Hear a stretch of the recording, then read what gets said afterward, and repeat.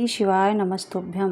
भगवान शिव कहते हैं, गरीबी से मुक्ति के लिए इन 3 बातों को किसी से ना बताएं। प्रिय भक्तगण, आज हम आपको एक कथा का श्रवण करा रहे हैं जो सुनने मात्र से आपके जीवन में सुख संपत्ति और धन की वर्षा होगी।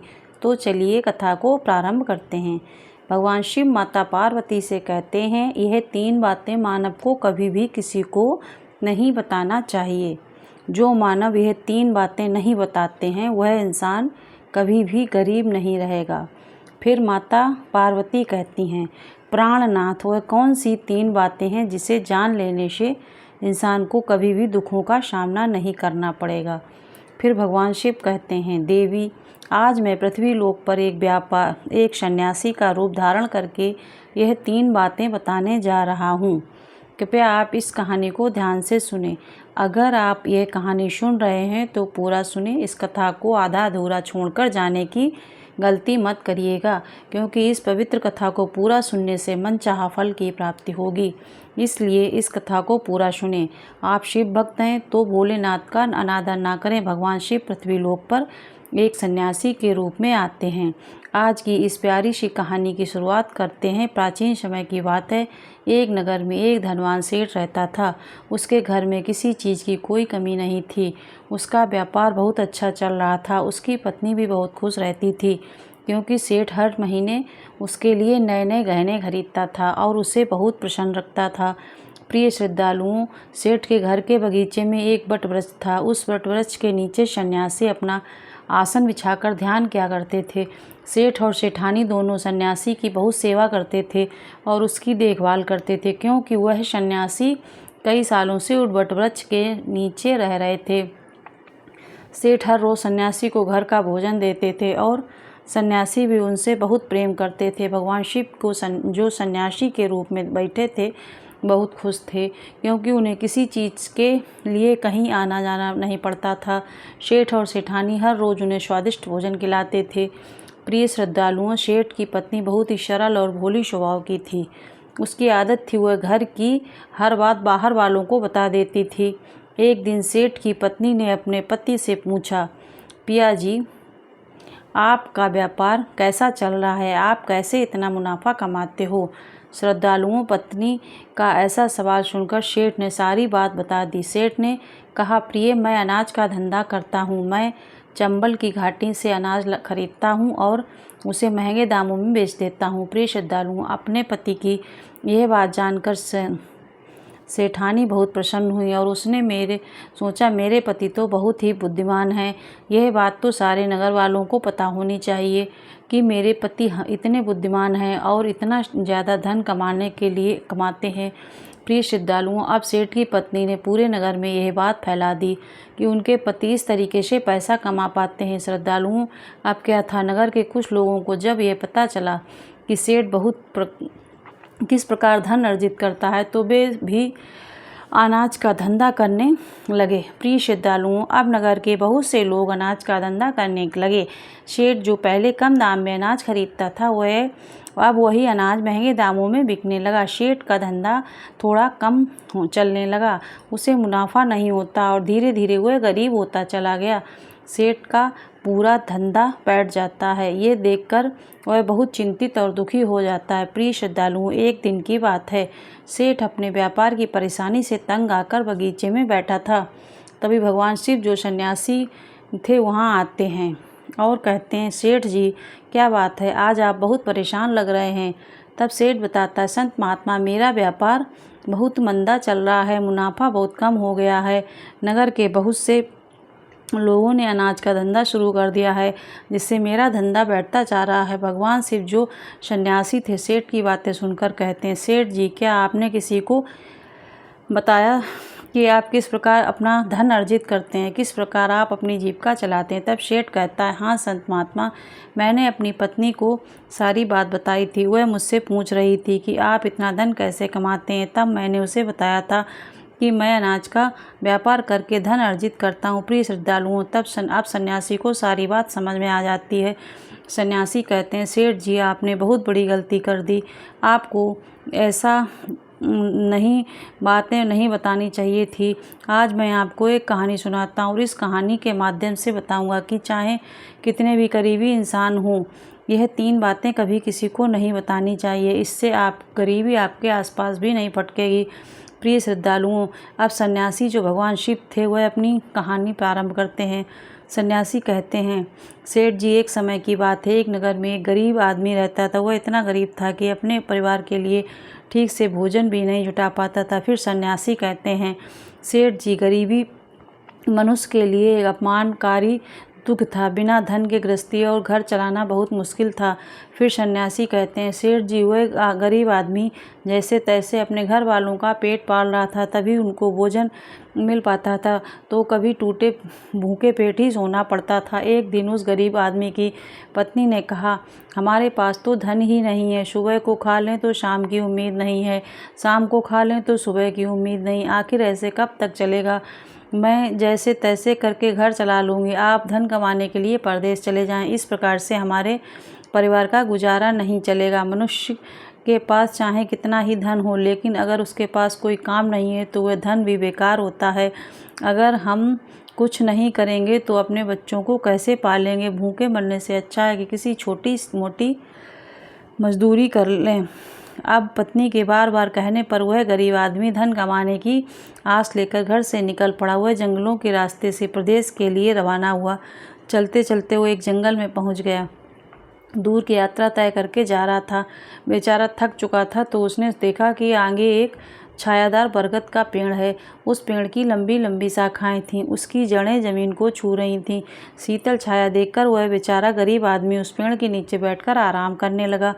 प्रिय श्रद्धालुओं, सन्यासी आगे कहते हैं, गरीब आदमी वह बरगद के नीचे आराम से लेटा हुआ था। तभी उसने देखा कि कहीं से एक सांप आया और वह सांप उसी पेड़ पर चढ़ गया। गरीब आदमी उस सांप को गौर से देख रहा था। वो सोचने लगा कि यह सांप इस बरगद पर क्यों चढ़ रहा है और अब क्या करेगा। तभी उसने देखा कि उस पेड़ की डाल पर तोता और मैना का घोंसला था। घोंसला में तोता और मैना के बच्चे रखे हुए थे। सांप को देखकर तोता और मैना के बच्चे डर के मारे चिल्लाने लगे। वह गरीब आदमी देखते ही समझ गया कि दुष्ट सांप इन बच्चों को खाने आया है। सोचने लगा कि मैंने तो इन बच्चों को देख लिया है, अगर अब मैं इन्हें नहीं बचाता हूँ तो मुझे पाप लगेगा। बच्चे तो बच्चे ही होते हैं, चाहे वे इंसान के हों या किसी पक्षी के हों। बच्चों की हमेशा रक्षा करनी चाहिए। उधर एक सर्प उन बच्चों के पास पहुंच जाता है। तभी वह गरीब आदमी उठता है और फटाफट बरगद के पेड़ पर चढ़ जाता है। उसने उस सर्प को मार गिराया और नीचे फेंक दिया। फिर उसी बरगद के नीचे आकर लेट गया। तोता मैना के बच्चे अपनी रक्षा करने वाले उस गरीब आदमी को मन ही मन बहुत दुआएं देने लगे। श्रद्धालुओं, उसी समय तोता और मैना अपने बच्चों के पास आते हैं। अपने माता पिता को पास आया देख तोता और मैना के बच्चे बहुत खुश होते हैं और उन्हें पूरी घटना बताते हैं। आज इस वृक्ष के नीचे जो इंसान लेटा है वह हमारे लिए देवदूत बनकर आया है। हमें खाने के लिए एक भयंकर सर्प आया था। इसी इंसान ने उस भयानक सर्प को मारकर हमारे प्राण बचाए हैं। हम इसके ऋणी हो गए। अगर ये इंसान उस सर्प को नहीं मारता तो आज हम घोंसले में जीवित नहीं होते। इसका हम पर बड़ा एहसान हो गया है। अपने बच्चों के मुख से उस मुसाफिर की प्रशंसा सुनकर तोता और मैना बहुत खुश होते हैं। तोता और मैना उस गरीब आदमी के पास पहुंच जाते हैं और कहते हैं, हे मनुष्य, तुमने आज हमारे बच्चे की जान बचाकर हमें अपना ऋणी बना लिया है। आप कौन हैं और कहाँ से जा रहे हैं? तोता और मैना के पूछने पर वो गरीब आदमी कहता है कि पक्षियों, मैं एक गरीब आदमी और धन कमाने के लिए परदेश जा रहा था। सफ़र का थका हारा था तो इस बरगद की छाया में बैठकर आराम करने लगा था। तब मैंने देखा कि एक दुष्ट सर्प तुम्हारे बच्चों को खाने के लिए तुम्हारे घोंसले के पास जा रहा था। मैंने उसे मार डाला। फिर तोता और मैना बोले, भाई, तुमने हम पर बहुत बड़ा उपकार किया है। संसार में सबसे बड़ी खुशी बच्चों से होती है। बच्चों से अधिक प्रिय तो किसी को कोई नहीं होता। आप भी तो धन कमाने अपने बच्चों के लिए ही जा रहे हैं। अब आपने हमारे बच्चों की जान बचाई तो हम आपके बच्चों की भूख मिटाना चाहते हैं। तब उन्होंने बताया, हम दोनों तोता और मैना नाम के पक्षी हैं। हम हमेशा कीमती मोती खाते हैं और हमने सुना है कि यह मोती मनुष्यों के लिए बहुत मूल्यवान होते हैं। हम तुम्हें कुछ मोती दे देते हैं। तुम उन्हें बेचकर बाजार से कुछ खाने पीने का सामान ले आओ और आज से तुम यहीं रहकर हमारे बच्चों की देखभाल करते रहना। हम तुम्हें इसी तरह से रोज़ ये कीमती मोती लाकर देते रहेंगे। वो तोता और मैना की बात सुनकर वह गरीब आदमी खुश हो गया। सोचता है कि अगर हमें यही धन मिलेगा तो हम बाहर क्यों जाएंगे। प्रिय श्रद्धालुओं, वह आगे कहता है कि सेठ जी, वह गरीब आदमी तोता से कुछ मोती लेकर बाजार गया और अपने खाने पीने का सामान खरीद लाया। उस वृक्ष के नीचे उसने एक झोपड़ी बना ली और वहीं पर रहने लगा और तोता मैना के बच्चों की देखभाल करने लगा। अब तो तोता और मैना निश्चिंत हो गए। उन्हें उनके बच्चों की रक्षा करने वाला मिल गया था। अब वे निश्चिंत होकर भोजन के लिए सुबह अपने घोंसले से उड़ जाते थे और शाम को लौट कर आते थे। अपने बच्चों को घोंसले में सुरक्षित देखकर वे बहुत खुश होते थे और उस गरीब आदमी का धन्यवाद करते थे और उसे कुछ मोती लाकर देते थे। इस तरह से धीरे धीरे तोता और मैना की नौकरी करते हुए उस गरीब आदमी को 2 महीने बीत गए। इधर तोता मैना के बच्चे भी बड़े हो गए। अब उस गरीब आदमी को अपनी पत्नी और बच्चों की याद आने लगी। एक दिन उसने तोता और मैना से कहा, अब हम अपने घर जाना चाहते हैं। पता नहीं हमारी पत्नी और बच्चे कैसे हैं। तब तोता और मैना बोले, भाई, अब तुम निश्चिंत होकर अपने घर जाओ अब और अपने बच्चों के साथ रहो। हमारे बच्चे अब उड़ने के काबिल हो गए हैं। अब कोई भय नहीं है। तुम अपनी पत्नी और बच्चों को देखो। कभी तुम्हें हमसे मिलने का मन हो तो इसी स्थान पर आ जाना। श्रद्धालुओं, इतना कहकर तोता और मैना उस गरीब आदमी को ढेर सारे मोती दे देते हैं। अब वह गरीब व्यक्ति उन मोतियों को अपने साथ लेकर अपने घर पहुंच जाता है। उसने वह मोती अपनी पत्नी को दिखाए तो उस पत्नी बहुत प्रसन्न हुई। उसने पूछा, पतिदेव, तुम ये कीमती मोती कहाँ से लेकर आए? तब उसी आदमी ने बताया, प्यारी, मैं बीते 2 महीने से एक तोता और मैना की नौकरी कर रहा था। उन्हीं ने मुझे यह कीमती मोती दिए हैं। यह मोती बहुत कीमती और अनमोल हैं। इन्हें बेचकर हम अपना घर और बड़ा बनवाएंगे, अपने बच्चों को अच्छे वस्त्र लाकर देंगे और तुम्हारे लिए भी नए नए गहने बनवाएंगे। प्रिय श्रद्धालुओं, भगवान शिव सन्यासी रूप में कहते हैं, सेठ जी, अब वह आदमी उन मोतियों को बेचकर बाजार से अपने घर का सारा ज़रूरी सामान ले आया और अपना नया घर बनवाने लगा। वह आराम की ज़िंदगी जीने लगा। प्रिय श्रद्धालुओं, उस नगर के राजा प्रताप सिंह एक अजीब रोग से ग्रसित हो गए। नगर में दूर दूर से बड़े बड़े वैद्य राजा को देखने आए और अपने अपने तरीके से इलाज शुरू कर दिया, लेकिन राजा के स्वास्थ्य में कोई सुधार नहीं हुआ। जब किसी के हाथ से राजा ठीक नहीं हुए तो एक वैद्य ने राजा से कहा, महाराज, आपकी ज़िंदगी बच सकती है। अगर आपको तोते के बच्चे का मांस मिल जाए तो आप हमेशा के लिए ठीक हो जाएंगे। इस प्रकार वैद्य की बात सुनकर राजा प्रताप सिंह ने अपने राज्य में घोषणा करवा दी कि कोई उसे तोता लाकर देगा, उसे सोने के सिक्के दिए जाएंगे। प्रिय श्रद्धालुओं, धीरे धीरे ये बात पूरे राज्य में फैल गई। सब लोग तोते की तलाश में इधर उधर लग गए, पर किसी को तोता नहीं मिला। एक दिन गरीब आदमी की स्त्री अपने पड़ोस में कुछ स्त्रियों के साथ बैठकर बात कर रही थी। कुछ घर गृहस्थी की बातें हो रही थीं। बातों ही बातों में तोते की चर्चा छिड़ गई। एक स्त्री बोली, बहन, क्या तुम्हें पता है कि राजा साहब ने तोते का बच्चा लाने का आदेश दिया है? तोता लाना कोई आसान काम नहीं है। जब गरीब आदमी की पत्नी ने सुना कि राजा साहब बीमार है और उन्होंने घोषणा की है कि जो कोई उन्हें तोता का बच्चा लाकर देगा उसे सोने के सिक्कों से मालामाल कर देंगे, ये सुनकर उस गरीब आदमी की पत्नी ने कहा, अरे बहनों, तोता लाना कौन सी बड़ी बात है। मेरे पति तो 2 महीने तोता और मैना की नौकरी करके आए हैं। वह एक नहीं कई तोते ला सकते हैं। इतना कहने के बाद वह अपने घर चली गई। नगर की स्त्रियों ने उसकी बात सुनी और अपने पतियों से बताए। धीरे धीरे यह बात पूरे नगर में फैल गई और राजा ने भी सुना कि उनके राज्य में एक व्यक्ति है जो तोता और मैना के पास नौकरी करके आया है। राजा ने अपने सैनिकों को आदेश दिया कि उस आदमी को पकड़ कर लाएं और उससे कहें कि वह एक तोता का बच्चा लाकर दे। राजा ने कहा, इसके बदले हम तुम्हें मुँह मांगा इनाम देंगे।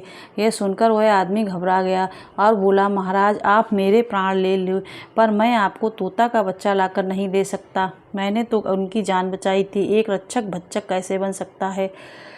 उसके इनकार करने पर राजा प्रताप सिंह बहुत नाराज हुए और बोले, अगर तुमने हमारी बात नहीं मानी और तोता का बच्चा लाकर नहीं दिया तो हम तुम्हारी पत्नी और बच्चों को मरवा देंगे। प्रिय श्रद्धालुओं, फिर भगवान शिव रूपी सन्यासी कहते हैं, भगवान मनुष्य सबसे ज़्यादा कमज़ोर तब पड़ता है जब उसके बच्चों की सुरक्षा की बात आती है। ऐसे में वह कुछ भी करने को मजबूर हो जाता है। राजा की बात सुनकर वह गरीब आदमी बहुत घबरा गया। उसने सोचा कि अब मुझे किसी भी तरह से तोते का बच्चा लाकर राजा को देना ही होगा।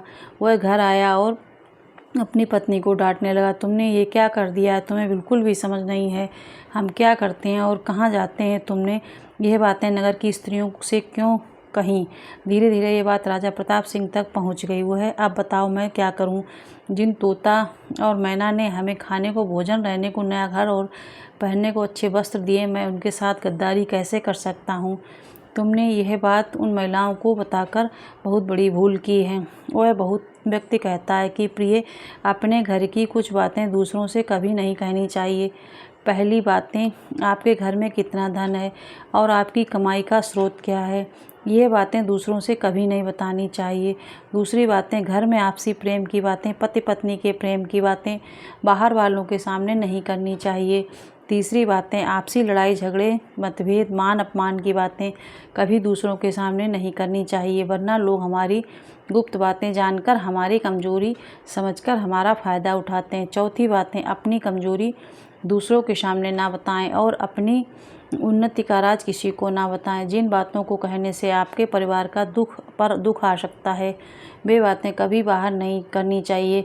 खासकर उन बातों को अपनी स्त्री से ना कहें जिन बातों से घर की मान प्रतिष्ठा नष्ट होती हो, परिवार पर संकट आता हो, किसी की जान जाते हो, परिवार में फूट पड़ती हो या आपके रिश्ते खराब होते हो, क्योंकि कहते हैं कि स्त्रियों के पेट में इस तरह की बातें नहीं रुकती हैं। अब वह गरीब आदमी बोला, प्रिय, तुम्हारी ये गलती आज हमारे परिवार को मौत के मुंह में डाल रही है। यदि तुमने इस बात को छुपा लिया होता तो आज हम निर्भय होकर अपने घर में आनंद से ज़िंदगी जी रहे होते। अब राजा की आज्ञा है तो तोता का बच्चा लाकर राजा को देना ही पड़ेगा, लेकिन ऐसा करने से मैं पापी कहलाऊंगा। जिन बच्चों की मैंने इतने दिन देखभाल करी है, उन्हें मैंने मरने से बचाया, अब मैं उन्हें किस प्रकार मौत के मुंह में डाल सकता हूँ? पत्नी कहने लगी, पतिदेव, अब जो भी हो, लेकिन हमें अपनी और बच्चों की ज़िंदगी बचानी है, तो आपको यह पाप करना ही पड़ेगा। प्रिय श्रद्धालुओं, अब तो बड़ा लाचार होता हुआ वह गरीब आदमी जंगल की ओर चल पड़ा था, जहाँ वह तोता के बच्चों की देखभाल करता था। उधर जब तोता और मैना को और उनके बच्चों ने उस गरीब आदमी को अपने पास आता हुआ देखा तो वे बड़े खुश होने लगे। अपने बच्चों को अत्यंत खुश देखकर तोता और मैना कहने लगे, अरे बच्चों, तुम इतने खुशी क्यों हो रहे हो? वह तो तुम में से किसी एक को लेने आ रहा है। तुम में से कौन है जो आज उसके साथ जाकर उसकी और उसके बच्चों की जान बचाएगा? फिर तोता कहता है कि बच्चों, लेकिन एक बात याद रखना, तुम में से जो भी उसके साथ जाएगा वह कभी लौट कर नहीं आएगा, वह नगर के राजा का भोजन बन जाएगा।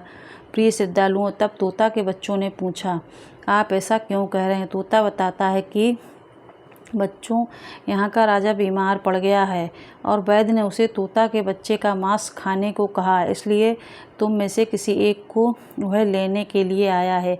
यदि तुम में से कोई उसके साथ जाने को तैयार है तो वह जा सकता है।